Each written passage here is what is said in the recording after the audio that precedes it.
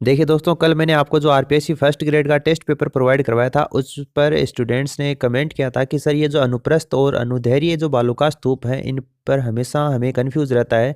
तो इसके लिए हमें अलग से इनका कंफ्यूजन है वो दूर कर दीजिए। तो देखिए, इसके लिए मैं आपको ये अलग से वीडियो प्रोवाइड करवाने जा रहा हूँ। इसमें न केवल अनुप्रस्थ और अनुदैर्घ्य बल्कि ये जो डेजर्ट है, थार का रेगिस्तान है, उससे रिलेटेड कई टर्म्स होती हैं जो एग्जाम में पूछी जाती हैं। जैसे आपके एग्जाम में आता है कि धोरे किसे कहते हैं, या फिर एक आता है कि दरियन किसे कहते हैं। इस तरीके से एग्जाम में क्वेश्चन पूछा जाता है। एक आता है हम्माद किसे कहा जाता है, रेगिस्तानी मार्च किसको कहते हैं, बालू का स्तूप क्या होता है, पवनानुमर्तीय बालू का स्तूप होता है वो क्या होता है, बरखान बालू का स्तूप क्या होता है, जो ये अनुदैर्घ्य स्तूप क्या होता है, इसके अलावा टाट या रन है वो किसको कहा जाता है। तो ये कुछ मोस्ट इंपॉर्टेंट टर्म्स हैं रेगिस्तान से रिलेटेड जो आपके अक्सर एग्जाम में पूछी जाती है। तो ये सारा वीडियो कंप्लीट आपके लिए एग्जाम के लिए इंपॉर्टेंट है, तो लास्ट तक इसको जरूर देखना। देखिए, थार के रेगिस्तान के बारे में बात करें इंपॉर्टेंट फैक्ट्स की, तो देखिए थार का रेगिस्तान है, कुल क्षेत्रफल का 58% भाग है वो राजस्थान में है। देखिए, राजस्थान में और पाकिस्तान में इसका क्षेत्रफल का विस्तार है, लेकिन 58% है इसका जो टोटल क्षेत्रफल है, उसमें से 58% भाग किस में है, राजस्थान में स्थित है। देखिए, थार का जो रेगिस्तान है वो उत्तर पश्चिम में 644 किलोमीटर लंबा है और 360 किलोमीटर ये चौड़ा है। उत्तर पश्चिम में ये फैला हुआ है थार का रेगिस्तान, जो कि 644 किलोमीटर लंबा है और 360 किलोमीटर क्या है, चौड़ा है। देखिए, थार का जो मरुस्थल है वो दुनिया का सबसे ज़्यादा आबादी और जैव विविधता वाला मरुस्थल है। तो ये इंपॉर्टेंट फैक्ट्स बनता है, एग्जाम में पूछा जा सकता है कि थार का जो मरुस्थल है, जो यानी कि दुनिया का सबसे ज़्यादा आबादी और जैव विविधता वाला मरुस्थल कौन सा है, तो कौन सा मरुस्थल आपका थार का मरुस्थल है। अब देखिए, बात करते हैं इससे रिलेटेड कुछ इंपॉर्टेंट टर्म्स की। तो देखिए, धोरे किसे कहा जाता है, तो दोहरे क्या होते हैं, रेगिस्तान में रेत के जो विशालदार लहरदार टीले होते हैं उन्हीं को दोहरे के नाम से जाना जाता है। जैसा कि आप डायग्राम में देख पा रहे हैं, ये देखिए आप, मतलब जैसे हवा चलती है तो जैसे हवा के अनुदिश ही इस तरीके से रेगिस्तान में जो लाइनें बन जाती हैं उन्हीं को किस नाम से जाना जाता है, दोहरे के नाम से जाना जाता है। तो ये एकदम ईजी टर्म है, आपको आराम से याद हो जाती है। नेक्स्ट है हम्माद। एग्जाम में क्वेश्चन पूछा जाता है कि चट्टानी मरुस्थल को निम्न में से किस नाम से जाना जाता है, तो इसको किस नाम से जाना जाता है, हम्माद के नाम से जाना जाता है। चट्टानी मरुस्थल को हम्माद नाम से जाना जाता है। नेक्स्ट क्वेश्चन देखिए, रेगिस्तान का धीरे धीरे आगे खिसकना क्या कहलाता है, तो इसे रेगिस्तान मार्च के नाम से जाना जाता है। एग्जाम में क्वेश्चन आता है, रेगिस्तान का धीरे धीरे आगे खिसकना निम्न में से किस नाम से जाना जाता है। इस तरीके से एग्जाम में क्वेश्चन आता है और एग्जाम में ऑप्शन दिए होते हैं, धोरे, हम्माद, रेगिस्तान मार्च और बालू का स्तूप। तो इसमें स्टूडेंट्स हमेशा कंफ्यूज रहता है। देखिए, इसको याद रखने की छोटी सी ट्रिक मैं आपको बता देता हूँ, आपको कैसे भी करके आपको याद रखना है। इसलिए ये जो ट्रिक है इसके माध्यम से आप याद रख सकते हैं, वरना आपको जैसा उचित लगे वैसे आप याद कर सकते हैं। तो देखिए, जैसे अप्रैल है, अप्रैल में नया सत्र शुरू हो जाता है, स्कूलों का बच्चे हैं वो स्कूल में जाने शुरू हो जाते हैं। अप्रैल बाद में ये मई जून जुलाई अगस्त जाते हैं और लास्ट में मार्च तक आ जाते हैं। वो मार्च में आकर जो सत्र है वो पूरा हो जाता है। कहने का मतलब ये अप्रैल से शुरू होते हैं, फिर बाद में धीरे धीरे चलते हैं और मार्च तक आकर ये इनका सत्र है वो पूरा हो जाता है। इनके एग्जाम वगैरह सारी कंप्लीट हो जाती हैं, रिजल्ट इनका वो डिक्लेयर कर दिया जाता है। तो धीरे धीरे आगे खिसकते हैं, यानी धीरे धीरे आगे खिसकने का जो काम है रेगिस्तान का, उसे किस नाम से जाना जाता है, रेगिस्तानी मार्च के नाम से जाना जाता है। इस तरीके से आप ये जो चीज़ है उसको इस तरीके से रिलेट करके भी याद रख सकते हैं। आपको किसी भी तरीके से याद होना चाहिए, बस कहने का मतलब ये है, एग्जाम में अगर इस तरीके से आप याद रखेंगे तो ये धीरे धीरे आगे खिसकने वाला आएगा, तो आपको तुरंत दिमाग में आएगा कि सर ने वो ट्रिक बताई कि अप्रैल में सत्र शुरू होता है, धीरे धीरे खिसक के बाद में मार्च तक आकर कंप्लीट हो जाता है, इसलिए इसको रेगिस्तानी मार्च के नाम से जानते हैं। देखिए, थार का जो मरुस्थल है उसका औसत वार्षिक तापांतर है वो कितना है, 22 डिग्री सेंटीग्रेड है। तो ये अलग से इंपॉर्टेंट फैक्ट बनता है, इसको आप ध्यान में रखना।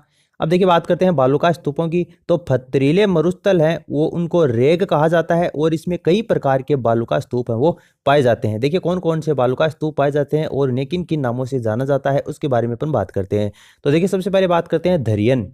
जैसलमेर का जो आबादी रहित क्षेत्र है, यानी कि जहाँ पर जनसंख्या नहीं पाई जाती है, लोग निवास नहीं करते हैं, वहाँ पर स्थानांतरित बालू का स्तूपों को धरियन के नाम से जाना जाता है।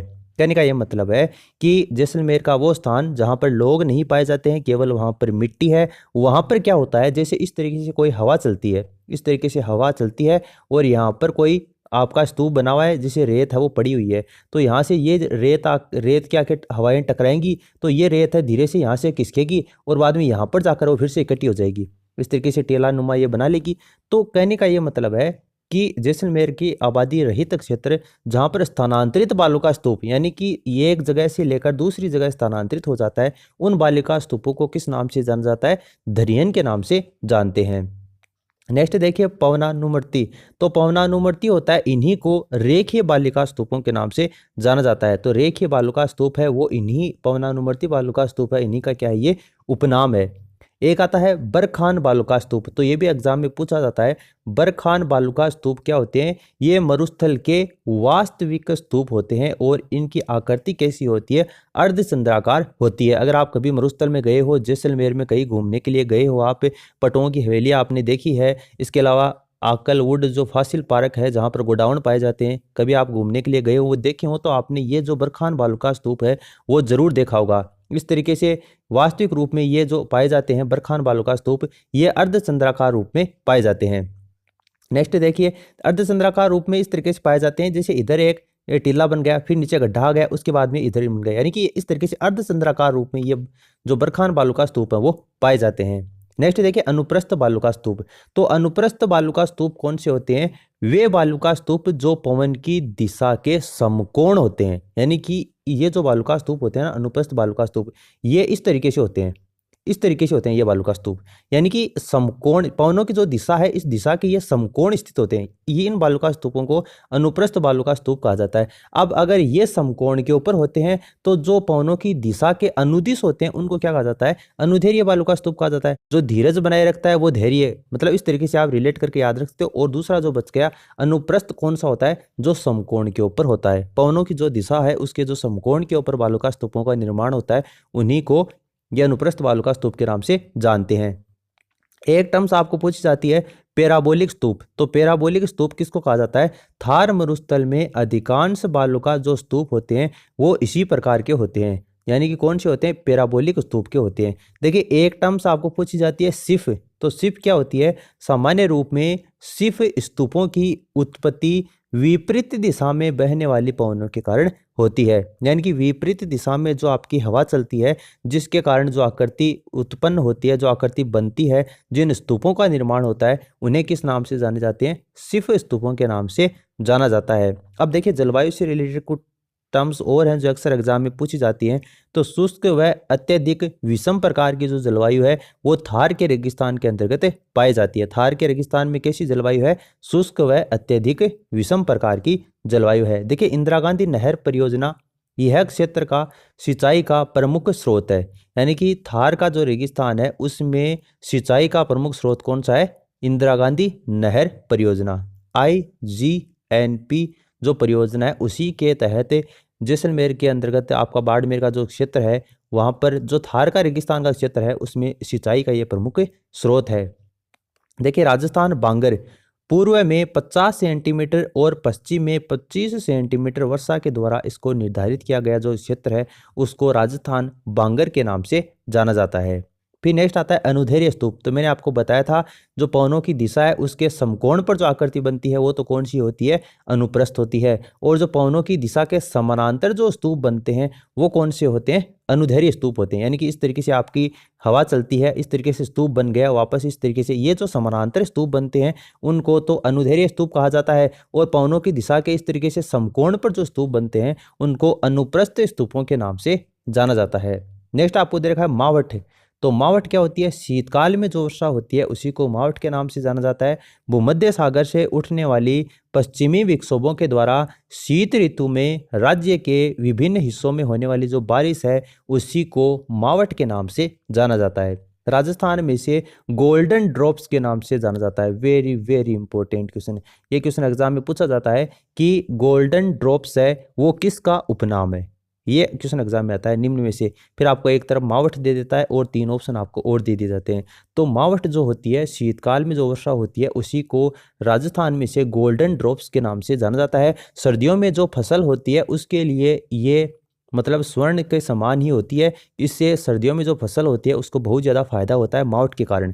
तो गोल्डन ड्रॉप्स के नाम से मावठ को जाना जाता है। ये क्वेश्चन कई बार एग्जाम में आता है। टाट या रन क्या होता है? तो देखिए बालुका स्तूपों के बीच बीच में निम्न भूमि में जल के भरे जाने की बनी जो अस्थायी झीलें या दलदली भूमि को क्या कहा जाता है? टाट या रन के नाम से जाना जाता है। आपने देखा होगा कई आप मूवीज वगैरह में भी देखते होंगे, जो बालुका स्तूप इस तरीके से बने होते हैं, कहीं ना कहीं उनके बीच में एक छोटी सी जगह ऐसी होती है कि रेगिस्तान में वहां पर पानी होता है। कई आपने मूवीज वगैरह में देखा होगा। दरअसल ऐसा जरूर देखा जाता है कि जैसे वो बालुका स्तूप होते हैं उनमें बीच बीच में कहीं ना कहीं छोटी छोटी जो अस्थायी झीलें होती हैं, यानी कहीं यहाँ पर बन गई, उसके बाद में कहीं और जगह एक जगह ऐसा बन गया तालाब सा और बारिश हुई तो वहाँ पर पानी इकट्ठा हो गया। तो छोटे छोटे जो अस्थायी झील होते हैं, जो दलदली भूमि होती है, उन्हीं को टाट या फिर उनको रन के नाम से जाना जाता है। तो ये क्वेश्चन है वो कई बार एग्जाम में पूछा जाता है। नेक्स्ट देखिए एक आता है पीवणा। पीवणा जो टर्म्स है उसके बारे में भी अक्सर एग्जाम में क्वेश्चन पूछा जाता है कि राजस्थान के पश्चिमी भाग में पाया जाने वाला सर्वाधिक जहरीला जो सांप होता है उसी को पीवणा के सांप के नाम से जाना जाता है। ऐसी एक किंवदंती प्रचलित है कि ये किसी जैसे व्यक्ति कोई सो रहा है तो सोते हुए व्यक्ति का सांस है वो पी जाता है और उसके थ्रू उसमें जहर वो प्रवाहित कर देता है और बाद में उस व्यक्ति की नींद में ही मृत्यु हो जाती है। तो ऐसी किंवदंती है वो भी पश्चिमी क्षेत्र के अंतर्गत राजस्थान में प्रचलित है। तो कहते हैं कि ये जो पीवड़ा सांप है वो राजस्थान के पश्चिमी भाग में पाया जाता है और सर्वाधिक ये जहरीला होता है। नेक्स्ट क्वेश्चन देखिए आपको दे रखा है समगांव। तो समगांव कहाँ पर है? जैसलमेर के है, सम तहसील है, वहाँ पर समगांव है। पूर्णतया वनस्पति रहित क्षेत्र है, यहाँ पर वनस्पति बिल्कुल भी नहीं है। 0% वनस्पति जो क्षेत्र है वो इसको घोषित किया गया है समगांव जैसलमेर को। आकल गांव कहाँ पर है? जैसलमेर के अंतर्गत ही आकल गांव है, जहाँ पर एकमात्र राजस्थान का जीवाश्म पार्क है वो स्थित है। 5 करोड़ साल पहले के जीवाश्म है वो यहाँ पर आपको देखने को मिलते हैं। तो देखिए ये जो आकल गांव वो जो पार्क है वुड फॉसिल पार्क के नाम से इसको जानते हैं। ये राजस्थान का जैसलमेर और जो बाड़मेर है उसकी सीमा के ऊपर स्थित है, लेकिन इसका अधिकांश जो भाग है ना वो जैसलमेर में स्थित है और यहाँ पर ही गोडावण जो पक्षी है वो पाया जाता है। तो ये इंपॉर्टेंट फैक्ट्स बनता है, राजस्थान में गोडाउन यहीं पर पाया जाता है। इसके अलावा अजमेर में भी कहीं पर देखने को मिलता है, 1-2 पार्क और भी हैं, लेकिन सबसे ज़्यादा मात्रा में है वो गोडाउन पक्षी यहीं पर देखने को मिलता है। तो देखिए दोस्तों ये इंपॉर्टेंट फैक्ट्स बनते हैं। राजस्थान का जो थार का मरुस्थल है उससे रिलेटेड सारे क्वेश्चन मैंने आपको बता दिए हैं। इस वीडियो से एक ना एक क्वेश्चन आपको जरूर एग्जाम में देखने को मिलेगा। तो उम्मीद है आपको ये वीडियो पसंद आया होगा। अच्छा लगा है तो इस वीडियो को लाइक कीजिए, मुझे मोटिवेट कीजिए, ताकि आने वाले समय में आपको इसी तरीके से अपडेट हैं वो रेगुलर मैं आपको प्रोवाइड करवाता रहूँ। और इस वीडियो को अपने दोस्तों के साथ में शेयर ज़रूर कीजिए ताकि सभी को अपनी स्टडी में बेनिफिट मिल सके। और हमारे चैनल के आप नए मेहमान हैं तो चैनल को सब्सक्राइब करने के साथ साथ में घंटी के आइकन को प्रेस कर लें ताकि आने वाले लेटेस्ट वीडियो का नोटिफिकेशन आपको समय समय के ऊपर प्राप्त हो सके। मिलते हैं अपन नेक्स्ट वीडियो में एक नए टॉपिक के साथ में, नए क्वेश्चन के साथ में। तब तक के लिए जय हिंद, जय भारत।